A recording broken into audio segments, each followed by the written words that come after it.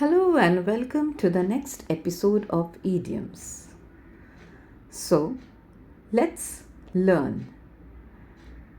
First, at the drop of a hat, meaning right away, without delay, willing at any moment, यानी कि तुरंत, बिना सोचे समझे आप जब तुरंत कोई काम करते हैं, वो आदत होता है करने का, तब उसको बोला जाता है at the drop of a hat. वैसे तो किसी रेस या कोई भी स्पोर्ट इवेंट शुरू करने के लिए गन शूट करते हैं या फ्लैग वेव किया जाता है या फिर चिल्ला कर बोला भी जाता है रेडी गेट सेट गो या विसल बजाया जाता है। लेकिन ऐसा माना जाता है कि बहुत सालों पहले जब हैट को गिराया जाता था तब उसे एक स्टार्टिंग सिग्नल माना जाता था and the event would begin immediately. Today यानी आजकल जब कोई तुरंत बिना सोचे समझे कोई काम करता है, ज़रूरी नहीं है कि वो स्पोर्ट रिलेटेड काम हो, तब उस सिचुएशन को बोला जाता है at the drop of a hat. Example, Tom would have gone to the football game at the drop of a hat, यानी कि टॉम को फुटबॉल इतना पसंद है, इतना खेलना पसंद है वो गेम, कि उसको बस कहीं से पता लगना चाहिए कि फुटबॉल गेम हो रहा है और वो तुरंत सब कुछ छोड़ छाड़ के वो फुटबॉल गेम देखने पहुंच जाएगा। Next, babe in the woods.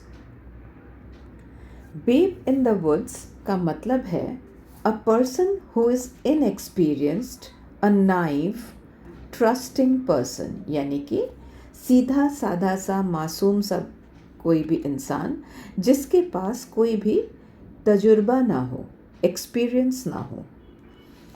ऐसा माना जाता है कि इंग्लैंड में 1595 में एक कहानी पब्लिश की गई थी जिसका नाम था the children in the wood.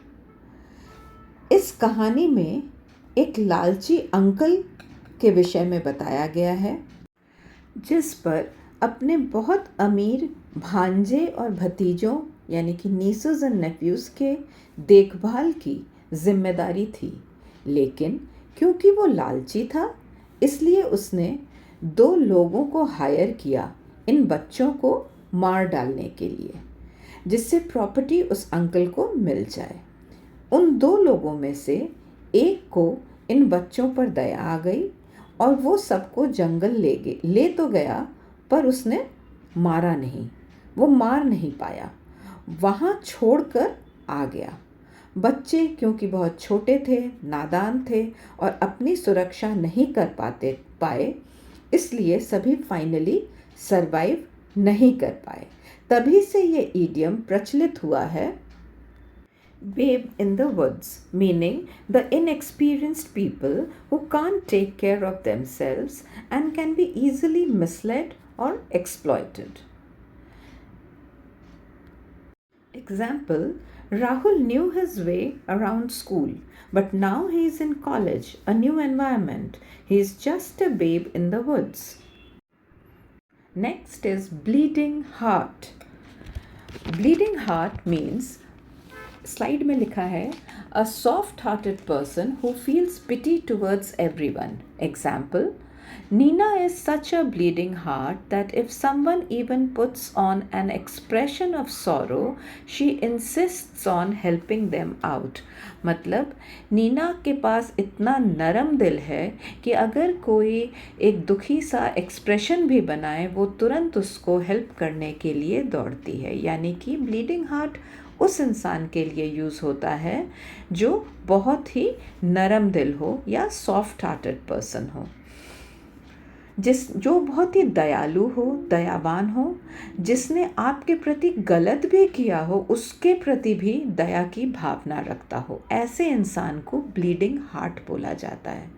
ये टर्म अमेरिका से आता है। ऐसा माना जाने लगा कि गवर्नमेंट या प्राइवेट चैरिटीज़ को अधिक कार्य करना चाहिए ज़रूरतमंदों की सहायता के लिए। They must try to help more to relieve the suffering of the sick और होमलेस। तब ऐसे लोगों को जो दूसरों के मदद के लिए हर कोशिश करते थे, उनको ब्लीडिंग हार्ट्स के नाम से पुकारा जाने लगा।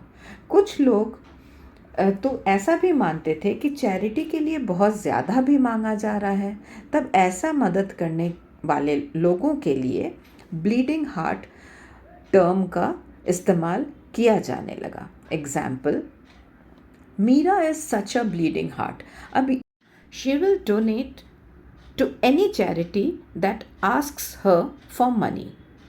मदर टेरेसा को भी ब्लीडिंग हार्ट बोला जाता था क्योंकि वो ऐसी इंसान थी who devoted her whole life unconditionally for the people in need, और स्पेशली लेपर्स के लिए मदर टेरेसा ने बहुत ज़्यादा काम किया।